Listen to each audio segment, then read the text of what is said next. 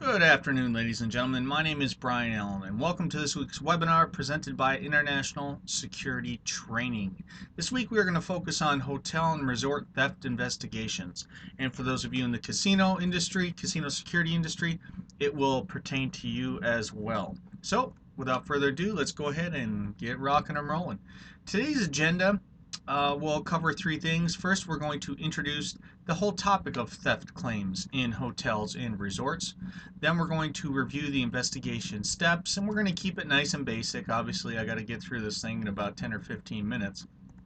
But then we're going to discuss the security manager's report to his or her senior management team. So let's go ahead and get started with the theft claims. First of all, it is the most common claim against hotels when you are talking about the safety and security industries. And what we're looking at is property stolen from guest rooms. That is the specific, most common claim that hotels, casinos, and resorts are dealing with. So, with that being said, property stolen complaints and claims coming in, the common situation that you have to deal with as far as the security mindset is you have to remember that victims of loss are going to oftentimes report their goods stolen. Okay, because they really think that they know where they put it last, and if it's not there, it must have been stolen. So, why is it that hotels and resorts and casinos have to pay attention to this? Because there's a liability that exists between the hotel proprietor, the owning entity, and their guest. And really, I mean, we can sign, disclaimers and stuff like that when we're bringing these guests in, but at the end of the day, there has been case law that says that through the marketing from hotels, they put out the thought and they imply that if you stay with us, you and your property will be safe. So there is a reasonable expectation that these property owners and proprietors will keep the patrons and their property safe. Okay, so that's going to be very important. Now, that being said, let's say you are working in the security department. You are either the security investigator, if your department is large enough to employ those, or if not, you're probably going to be the security manager that is doing this. So when we look at basic investigation steps, and again, this is going to be a really quick overview, obviously you're going to cover the who, what, where, when, why, and how of the incident. Okay, and if you have good boilerplate forms, each of these will have little drop down brackets that talk about different versions and different variants of who, what, where, when, why, and how. So who is involved, who reported the missing items, who responded to that, who took the call, who conducted the investigation. Okay, you're going to want to do that. What was stolen? Okay, what was done when the first responding officers arrived? What was done with the information afterwards? Okay, so like I said, each one of these is going to have this little breakdown. Second, you want to conduct a room search or a search of the whole scene area. So that's going to be the second step. The third step is to take pictures with a measuring tool, and obviously, and I should have put it on here, record. Take a camcorder up to the scene and make sure you record 360 degrees top to bottom of the scene as it was found, okay, as soon as possible. Now, what do I mean by a measuring tool? That just means, and I'm sure if you guys haven't done an investigation yourself, you've seen this on TV.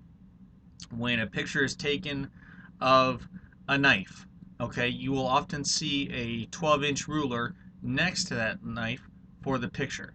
That way there's a little bit of a size comparison, okay? It can give somebody a true impression of how large or small the item is. So make sure you have a measuring tool. A 12-inch ruler works great most of the time. Fourthly, I want you to take the doors, windows, and locks into a deep consideration. You're going to investigate them. You're going to look and see if there's any signs of forced entry. Are there any fingerprints, jimmy marks, things of that nature, okay? Take pictures, and again, conduct a good investigation. Okay, I want you to review the guest list first of all. because then you will see who is in the hotel at this time and see if you can connect maybe a problem guest with the person who's reporting the claim, or see if they've had a tiff, a little bit of an argument going on, something of that nature. And I know a hotel's guest list can be huge, especially if you start getting into the casino areas, but it is on this list for a reason. Also, consider the victim's guest status.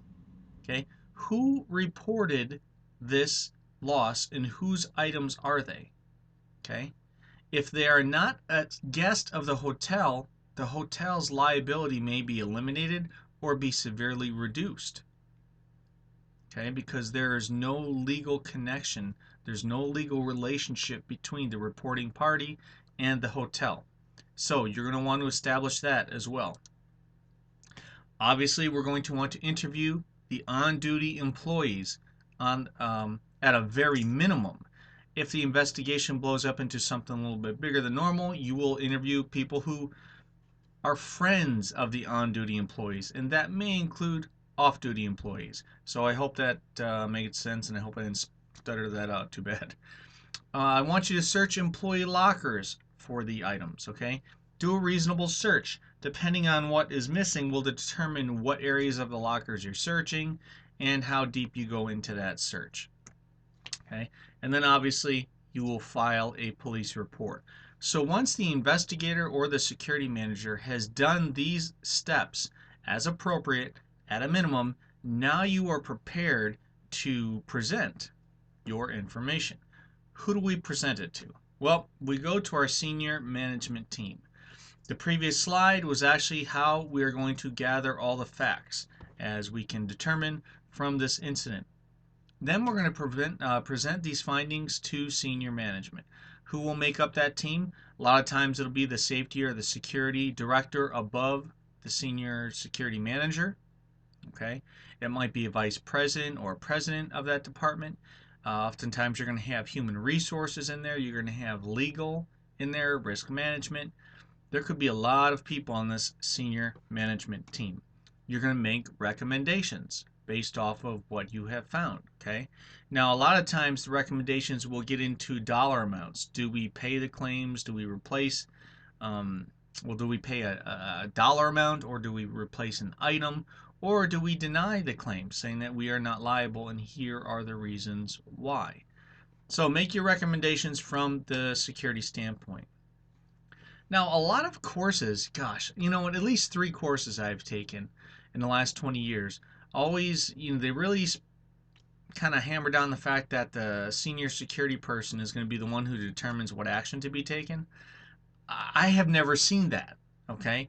In my working experience over the last 20 years, what happens is the senior security person or investigator does this right here, makes the recommendations to the senior management team, and then that team combined with the legal department will most often determine what action is to be taken by the hotel. And that is the appropriate thing to do because they have a wide angle view of what's going on as far as the business end is concerned. Sometimes even if you can prove that there is no relationship between you and the victim, a lot of times the senior management team will go ahead and just pay it just to move on because they don't want to take off a patron or the friend of a patron, a family member of a guest, and create a bigger mess out of things, okay? A lot of times they will just replace an item so that way you don't have to dig any further into the investigation because investigations take time, especially when it comes to searching every employee locker, interviewing all the people involved. And when these things happens, they might, kind of rub you the wrong way. You're like, man, I think there's something else going on. And you may or may not be right, but sometimes we have to follow the directions that we are told to follow. And the reason why is because they have insurance that can cover them and they need to get on with business. So don't get angry. Don't go talking smack about the team. Once they make the decision, it is out of your hands. As long as you've done this professionally, you've done your job. Okay? So in conclusion, we're coming up to about 10 minutes here. I want you to take it upon yourself to buy a couple of books specific to the hotel and resort security industry. Um, if the books come with CDs, a lot of times they will have boilerplate forms in there that you can use. So please do that. Also, develop good rapport with the members of your senior management team.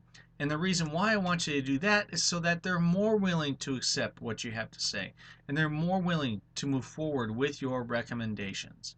A lot of times I've heard from managers and supervisors in the security and the safety area is that they'll give a recommendation that's based off of either a security aspect of the business or a safety, especially in the United States. You know, we have the general duty clause in the OSHA regulations, and they will give a good sound opinion, but because they come across a little bit arrogant or demanding, they get brushed off. And safety and security, a lot of times we're not an income producing or a profit producing department, so that is the way we are treated at times. So I want you to look at the members of that team uh, with respect, professionalism. Even if you don't personally like them, look at what they provide for the company, try to find out what motivates them, and then support them in their role, so that way when these things come around, they will support you and your recommendations. So that was quick and dirty of hotel and resort theft investigations. My name is Brian Allen with International Security Training. I want you guys to have a great day and be safe.